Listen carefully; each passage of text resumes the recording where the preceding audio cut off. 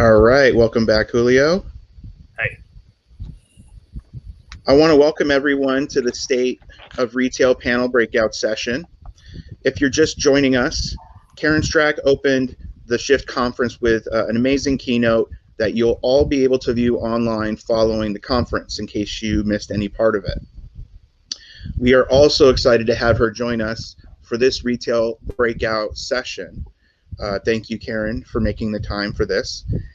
And we'll be introducing our speakers shortly. You only have to drive down Ventura Boulevard to see the effects that COVID has had on our economy.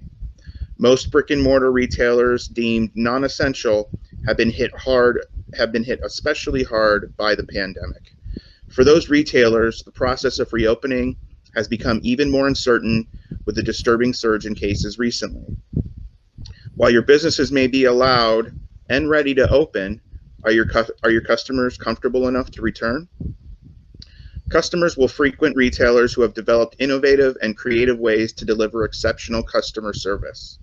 The retail experience will continue to change as businesses reopen and new in-store safety protocols are implemented. Employees will wear masks and gloves, facilities will undergo frequent sanitizing, and the number of customers allowed in stores will be limited.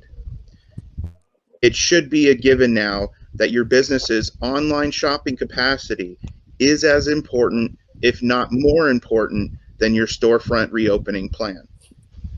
People will frequent retailers who have developed. If you're not shifting your business strategy, you will face increasing roadblocks to moving your business forward. This breakout session will highlight the challenges ahead for storefront and retail businesses as they welcome back returning employees and the community adjusts and adapts to a new normal. I'm excited to introduce our panel of experts to discuss strategies you can implement in your business plan. We've already introduced Karen. Welcome back, Karen. Rand Bleimeister is the head of Sylvan Learning Los Angeles. He owns and operates 3 Sylvan Learning Centers in Northridge, Long Beach, and Sherman Oaks. And as a dad and a business person, he is dedicated to helping kids perform at their best in school. Rand's Silver Learning Centers are the largest tutoring businesses in each of the cities his team serves. Each center meets the personal educational needs of students in grades K through 12, building foundational skills in reading, writing, math, study skills, and college prep. Homework support is also offered to all students. Every student who enrolls with Sylvan is given a diagnostic academic assessment to determine their skills mastery in reading and math. The results of these assessments are then shared with parents, and a personal Common Core compliant learning plan is then executed with certified teachers. Prior to purchasing his Sylvan Centers in 2014, Rand founded the venture-backed online media portal firstlook.com and previously served in several senior leadership roles at Warner Brothers, Columbia Pictures, EMI Music, and video game company Virgin Interactive. Rand and his wife live in Westwood of Los Angeles, and his personal interests are personal education, running, and photography. Rand, welcome to the panel. We are very happy to have you. I also want to introduce our 4th panelist, Julio Galvez. Julio is the owner and co-founder of We Can Be Heroes Comics. And Julio has a unique perspective to share with us in that he opened his business during the pandemic. And as he was opening his storefront, really had to make a strong pivot to online sales and marketing himself online. And he's really got an interesting story to share about how he has worked within the comic book industry, which is already a very fragile industry with the stores that operate. They're operating on very small margins, and it's just been a very challenging time. But Julio has really capitalized on this opportunity to shift his business model and to approach it in a very different way. And I think he has some really great strategies to share as well. And Julio is kind of an entrepreneur, I would say. He has been involved in many businesses and in various industries. He has owned other stores previously, I'm so excited to have him on this panel to really give the small business perspective of brick and mortar storefronts. So Julio, welcome to the panel. We're very happy to have you today. Thank you, David. I appreciate it. That was a really nice intro. Thank you. So I have some questions here to get the panel started, and then we will go into a Q&A. I'll be reviewing some questions from the attendees. For those of you who are in, if you have a question, please submit it in the under the Q&A tab, and I will review those, and hopefully we can get to most of them today. So the first question I will ask, and it's not necessary that all the panelists answer each question. If you feel like you have something to contribute, please feel free to chime in.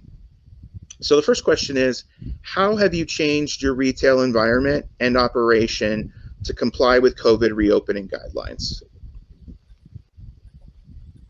Rand, why don't we start with you?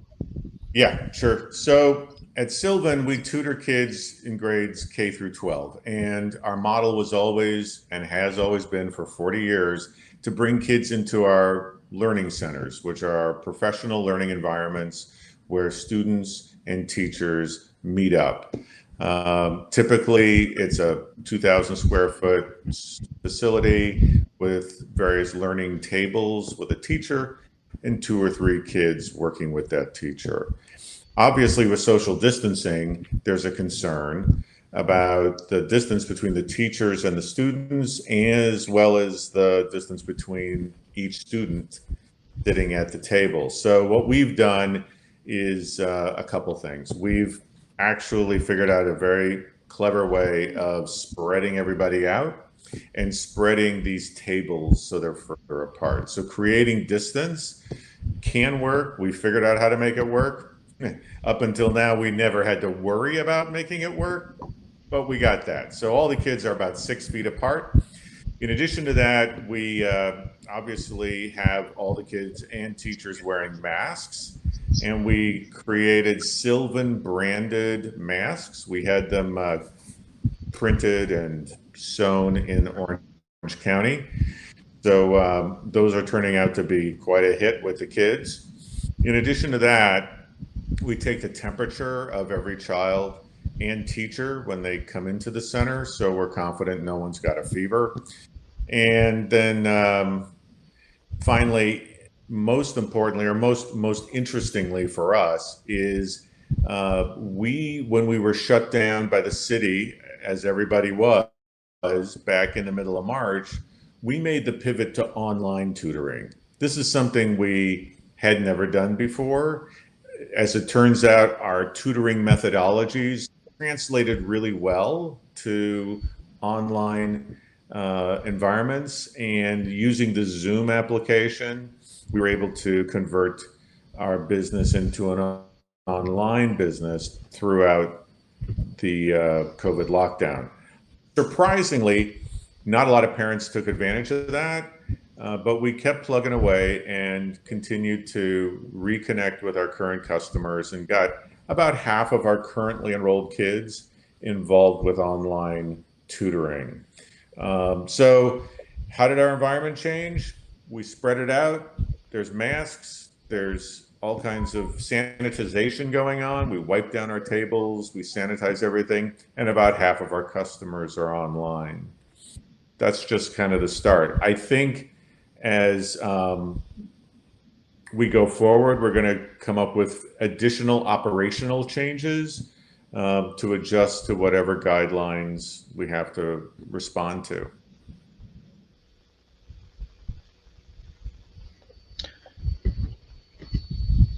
Who wants to go? Julio, you got something on this? Oh, okay. Well, the changes that we made were basically similar to the ones that you made. As people walk in, if they don't have a mask, they're given a mask. We have sanitizer everywhere, and we constantly are cleaning all day. We've limited our time that we are open. We're usually open 5 days a week, but now we are only open 2 days a week. And some people might say that that's kind of crazy. If you're allowed to be open, you should be open the whole entire time. But during the pandemic, we really expanded our online business. And the things that we use the most is Instagram. Instagram is where we've blown up the whole entire everything we do. Technically, at this point, we probably could not reopen and just continue doing our business on Instagram. We communicate with our customers through there. We At first we started basically just showing comic books on, like, taking a picture and saying this is A, B, C, and D. Which one would you like? And then expanded it to a video format where you go in a split screen conversation with one person. After we did the Soap PopCon Street Fair with Sherman Oaks Chamber of Commerce, I got a lot of people reaching out to me, and one of these people was an Instagram page called Elite Comics 11, run by Ali Karani, and he had this idea of entering stores on that same platform with your phone, going into closed businesses and showing off their products, and that turned into a giant claim sale. And so people from their homes can enter a comic book store and see their products, and people could purchase them by making claims in the comments section of Instagram. So with him in mind, we took that and took it to a whole new level and developed these online claim sales that were huge inside our store. We took the space that was available and made a whole entire store of it, and put like hundreds of comic books up on the wall and have these sales for 8 hours in one day, and people just go crazy for them. We get anywhere from 100 to almost 200 people watching an hour on Instagram. So we've kept everybody out of the stores, and they're selling that way. And then we take all the normal procedures. Our employees always wearing masks and sanitizing everything. That's great. Can everybody see me? No, or they just see my logo? I don't Karen, see the logo. But I'm you sorry? can hear me? I just want to make sure everyone can hear me. Karen, do you have anything to add?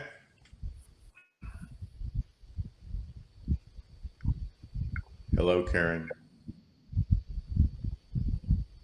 That she can hear us. All right, Julio. I can hear you, Julio. I can't hear Rand. Oh, that's weird. Oh, okay. Technology. All right. So let's. Julio, do you want to ask Karen if she has anything else that she wants to add to this question? Karen, do you have anything to add to the question? No, I mean, I would say for, how the mall has adapted to, the recent CDC guidelines. We really just tried to put the health and well-being of the shopper at the forefront, and making sure that everything is sanitized, that we're working with the tenants directly and making sure that they know the resources that are available to them. I sat on Garcetti's reopening of Los Angeles's retail chair team. So there are a lot of great resources that the city is offering on their website that are accessible to many.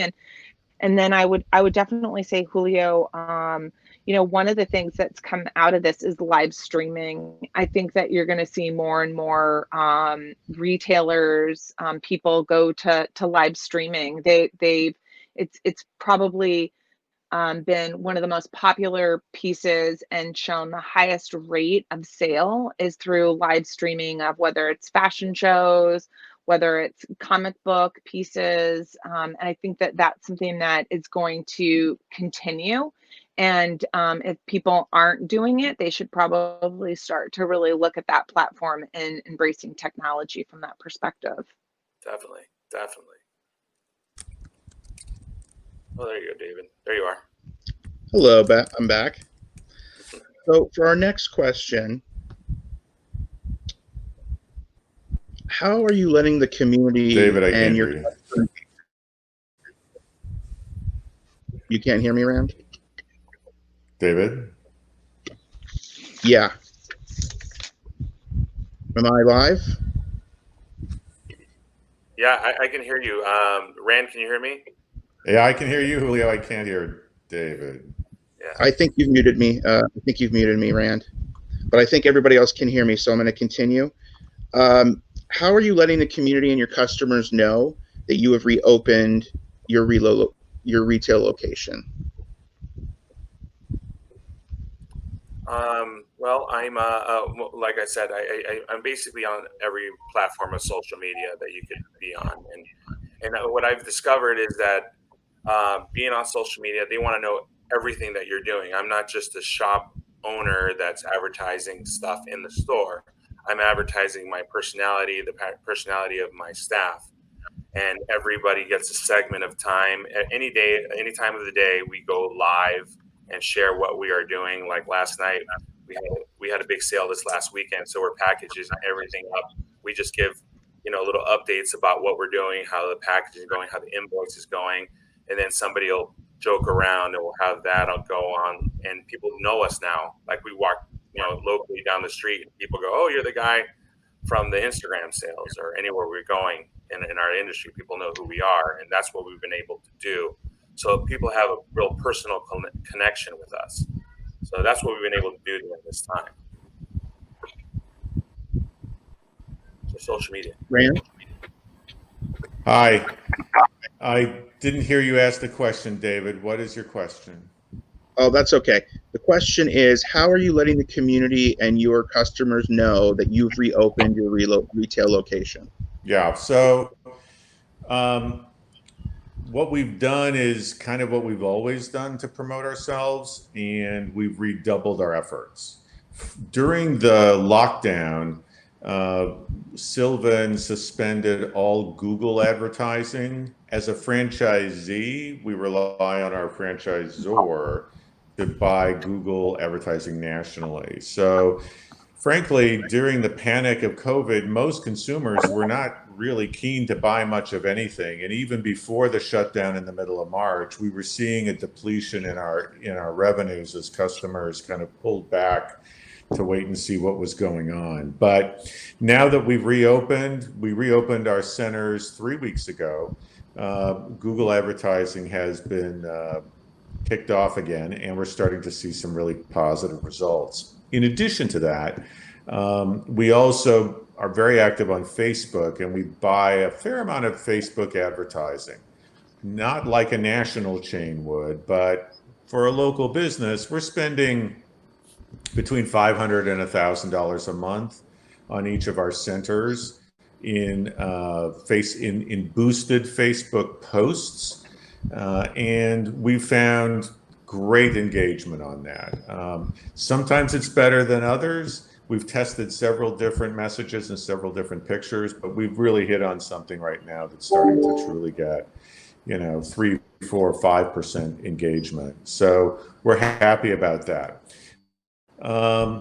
In addition to that, we also do school partnerships, and we're all about grassroots marketing here. So we don't have big advertising budgets. So connecting with the PTAs has been a strategy of ours for 4 years, and it became incredibly important to us during the lockdown, as well as during those last 2 or 3 weeks of school, when we wanted to communicate directly with parents whose children go to the schools in our immediate community. And so having had those 20 some odd school relationships really helped us a lot.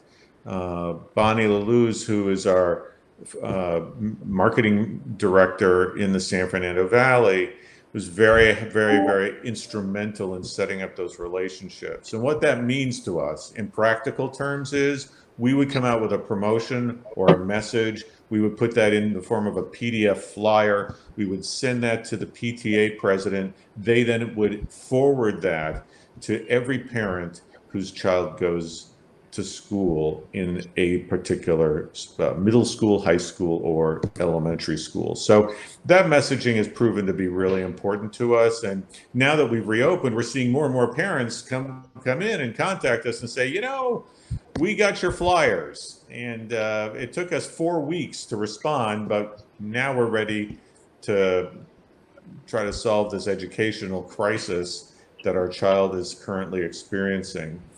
In addition to that, we found that our former customers, the customers that used to be with us, whose kids have attended Sylvan sessions in the past, that database is incredibly important to us. We're constantly remarketing to those families, and typically we would get a return of, for every 100 phone calls we make, we might get 2 or 3 people who we are able to connect with, who are ready to re-engage with us.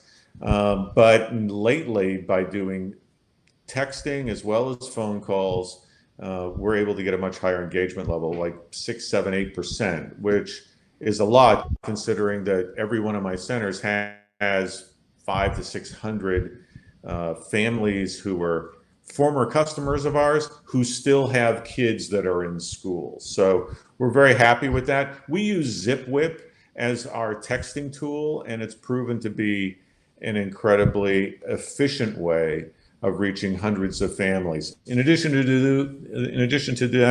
that, we also do email marketing on a weekly basis, and currently we're offering a free academic checkup, which is a free academic assessment test to any family that wants to consider coming to our tutoring centers. And we're also willing to throw in the first 2 hours of tutoring for free. So, it's kind of a let us tell you how your kid did this year. What did they actually learn through all this crazy educational experience that most people had? And then we'll give you the first 2 hours of tutoring free so you can see if it's a good fit for you and your family and your child. So that's kind of what we're doing. The beat goes on. We are hoping to see continued growth. In the last 5 days, we've seen more business than we have in the previous 5 weeks. So I think school's out, summer's here, parents are freaking out. Nobody understands what school will look like when it restarts on August 18th. So there's a lot of anxiety about what did kids learn, and then what are they headed into just 6 weeks from now. So we're here to help. Rand, a quick follow-up to that. Are you finding that public school institutions and school districts are reaching out to you to inquire about innovations in distance learning? Are they seeking, partnerships in that respect, or have you? No. There's no engagement. No. We reach out to them, but we never really, frankly, get anything back in terms of any kind of substantive conversation. There's a high confidence level on the part of most schools that they know what they're doing, and they're reticent to turn to outside resources for expertise or experience sharing. And I can't fault them for that. That's a kind of an institutional behavior that's kind of ingrained in their culture. That said, most public schools systems and most public schools have been really thrown back on their heels by this whole experience. We have found in terms of reviewing with PTAs, as well as individual parents, as well as conversations, frankly, with school principals, that their shift to online learning has not been smooth. They have tools and they've implemented what is arguably a great plan, based on what happened. But with education, it's all about execution at the student by student levels. So, you know, it's hard to get 30 third graders on a Zoom call and keep everybody paying attention. And that's not the school's fault. That's just a limitation of what online learning is about. If you're a high school student studying calculus and you're going to go to college and you're an engaged student and you're 14, 15, 16 years old, online learning can really work. But for younger kids who are a little less mature and have shorter attention spans, there's really no substitute for in-person instruction. And so, you know, we have developed a lot of expertise with both online as well as in-person instruction, and we're happy to be providing both of those options to parents. And we're obviously paying attention very closely to what schools will be doing about 6 weeks from now. They're still trying to figure that out, and I'm sure they're going to have some kind of a hybrid plan where some kids will go to school, some kids will do online, kids will do both. We'll just have to see. They're still trying to figure that out. Well, that was actually our next question, Rand, was retail has been creating experiences within their brick and mortar. Yeah. How will that change moving forward, and will it become a hybrid experience, virtual and in person? Yeah. So it sounds like in your area. Yeah. In our case, yeah, that's a definite yes. So currently, about half of our students who we had before the lockdown are engaged currently getting tutoring with us. The other half are going on vacation for the rest of the month, and will be re-engaging with us right after the 4th of July. Of those kids that are currently involved with us, who are currently getting tutored, about half of those are online, and half of those are coming into our centers again. When we talk to parents about why they don't want to come into the center as they were doing before, but they prefer to be online, it usually has something to do with safety or convenience.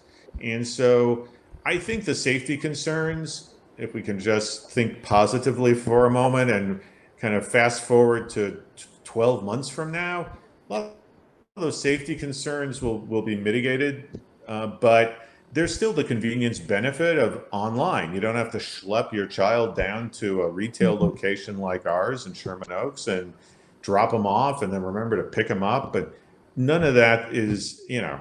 So if you have a child that's suited for online learning, then there's no reason why we can't deliver a super tutoring experience that way. So how has it changed? Definitely online is an important part of our business.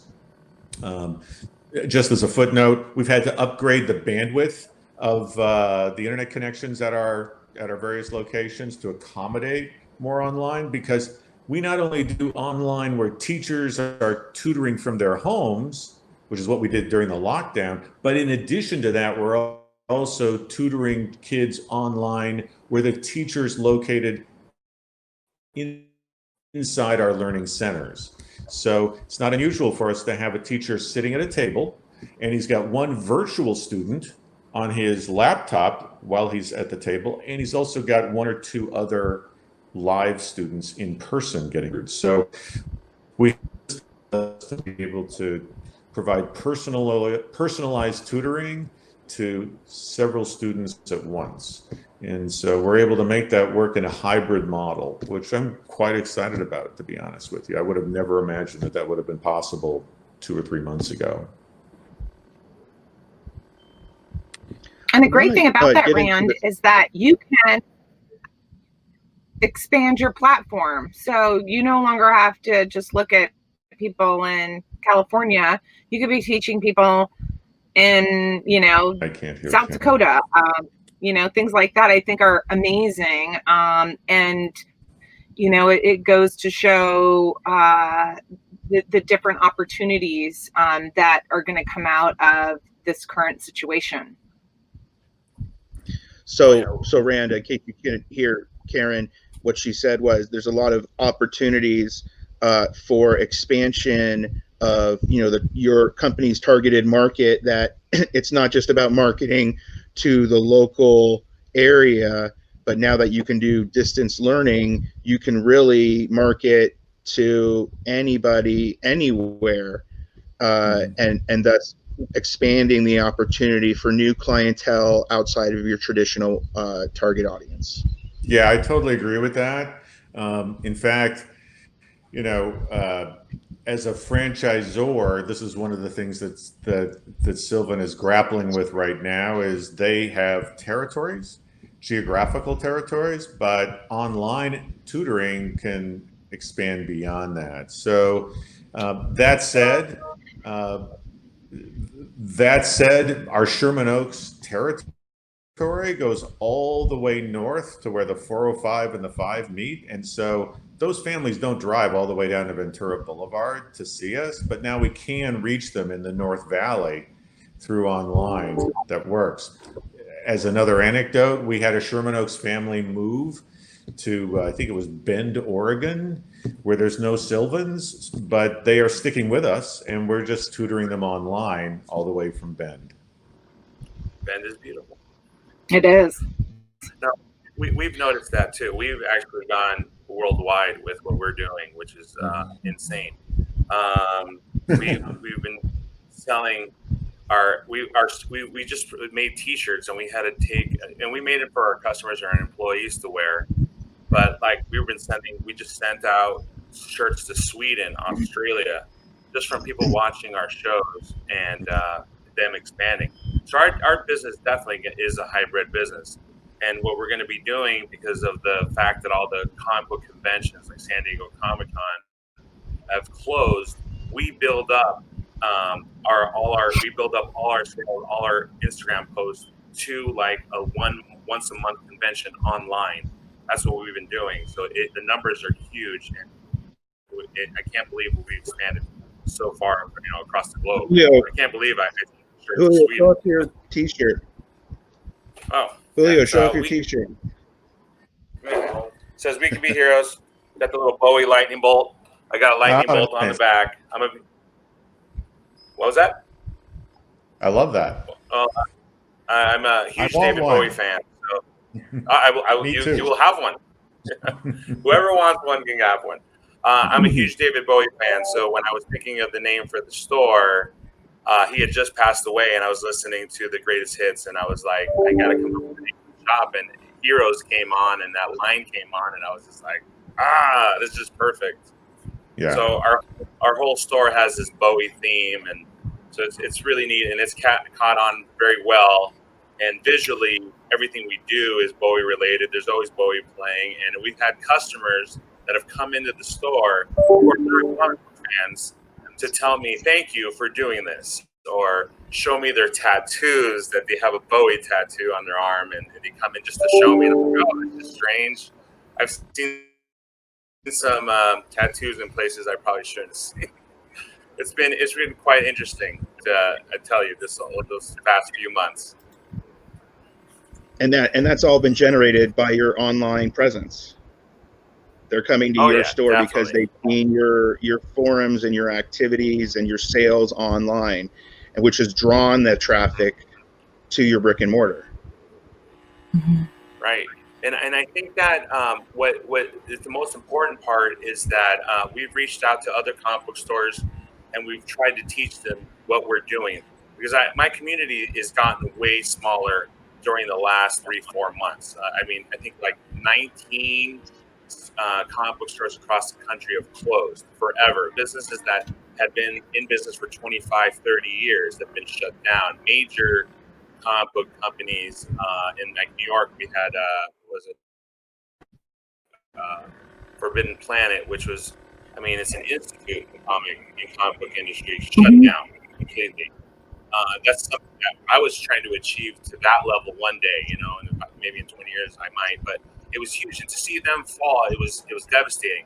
So our community is getting smaller. So I reached out, we tried to teach them what we were doing, and it's picked up. People are doing these type of sales. We're actually have a community now, because most of the time when you go to this show, there's a lot of competition, a lot of animosity, and it's the worst part of my industry. And so what we've been able to do is create a community with people. We trade, we are opening our doors, and we communicate like on these Zoom talks all the time, sharing our ideas and sharing sales. It's been, it's sad to say that we've gotten an opportunity out of this to fix a lot of the problems that were in our industry, but we've been able to, and it's helped us get very popular. It's increased sales. It's been an incredible time for us, definitely because of the online presence. We have one more I think, question. I think that just as a side note, I do think that it's so important for businesses to understand what's changed because of COVID-19 and what have they embraced that they don't want to let go of. So, to Rand's comment, if there is a vaccine that comes in the years, in the next year or so, there are behaviors as consumers that we've adapted that we don't want to go back to. And in addition, I think there are business opportunities that we need to stay true to, and understanding that I think is really critical in order to be able to evolve your business model. And it looks like you've just done that. It's a great story, and one which I do think that what was a competitor, people have really come together for the common good of what their industry has been. And I think that that's really something positive, to your point, that has come out of something that has been extremely negative. Yeah, I've tried to reach out to a lot of people in this industry, and a lot of people have told me that they said to me, "Hey, you know what? I'm very old school. I don't want to do the internet thing," and it's very sad. And people need to definitely open up to new ideas and be becoming a hybrid business if they plan to survive from now moving forward. It's a great example. I want to encourage people to to submit their questions under the chat function. In the meantime, I do have a question that I think Karen, you probably might know a little bit about this. We're seeing more collaborations between companies in the retail space, similar to fast food chains.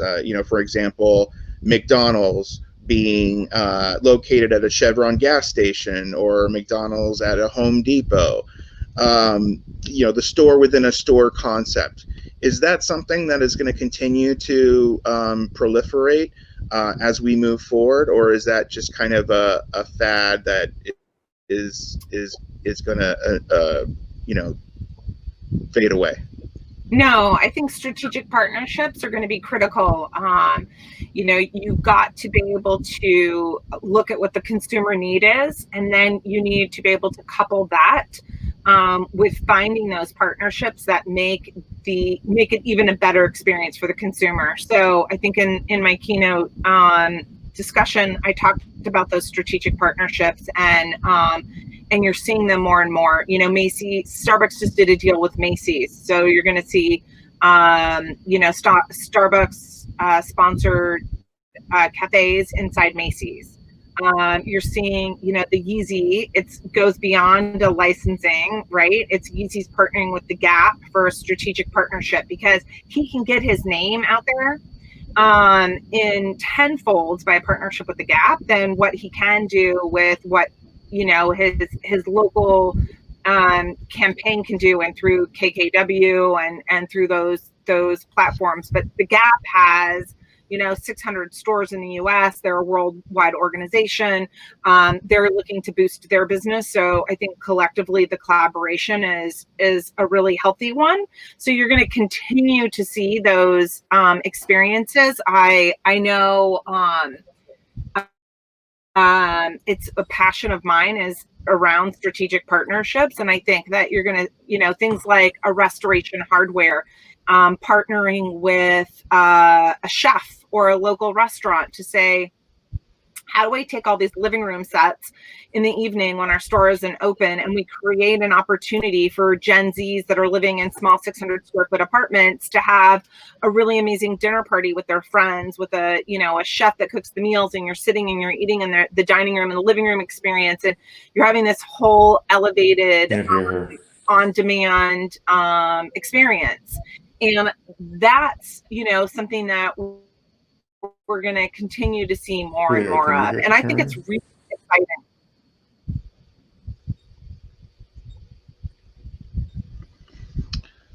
Okay. I don't have any questions at the moment from the audience, which is interesting. I guess you've all addressed everybody's challenges and problems. I wanted to just put out a general question about, there's a lot of change happening. And, from day to day, it's almost like a soap opera in the way that the circumstances of the world are changing and the responses from government are changing. How can businesses continue to plan for a reopening in the face of a potential second shutdown, or a rollback of some of the reopenings? What can we tell business owners, to provide some continuity for them in this kind of perfect storm that we're in, so that people can continue to plan, but also continue to implement their COVID-19 safer at home strategy? I think we got to apply what we've learned.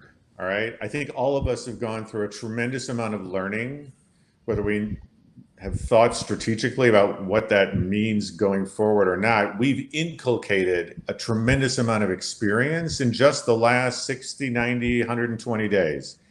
I think this whole experience has been transformative for people on a personal level as well as for businesses.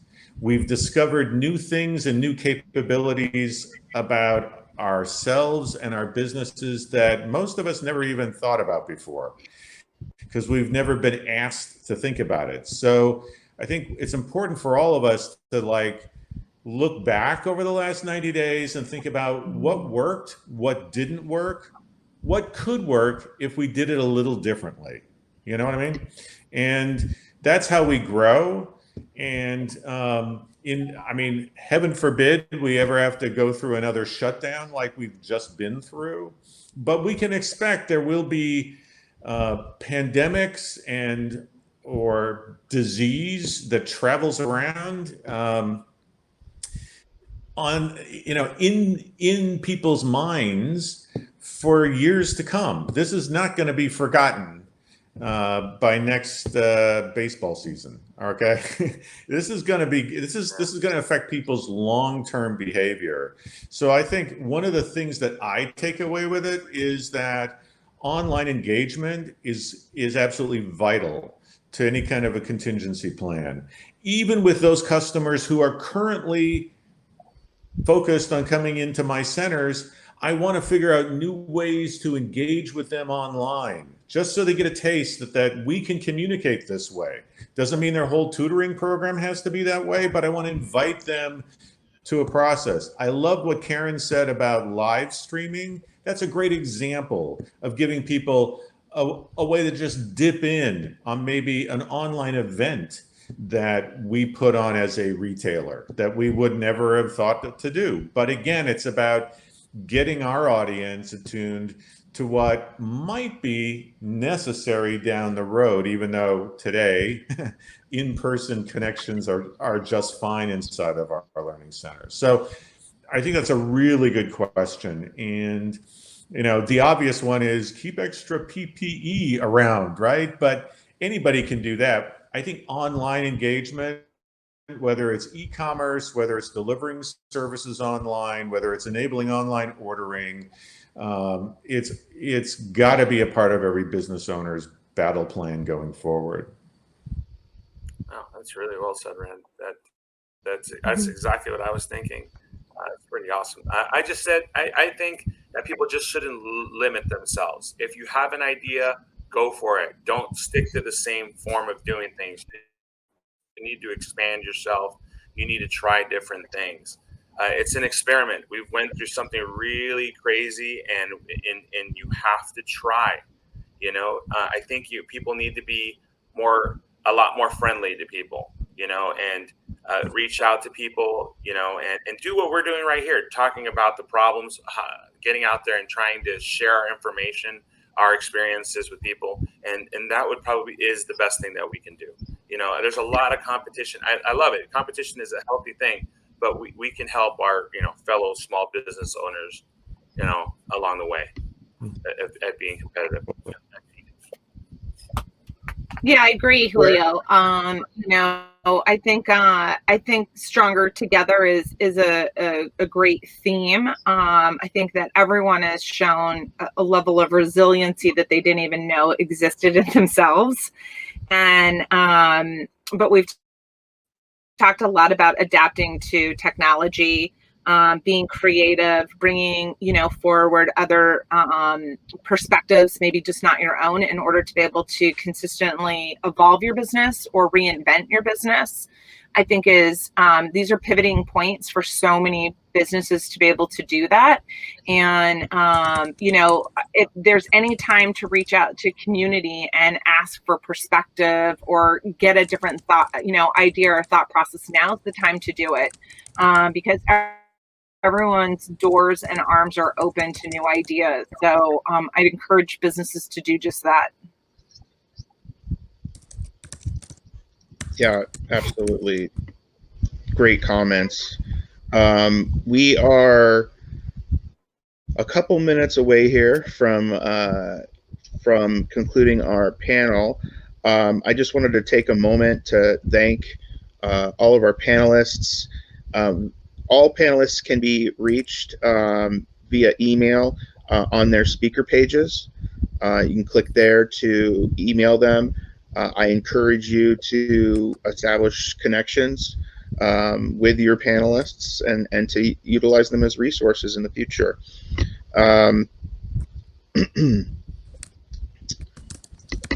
So what we have next on the agenda is our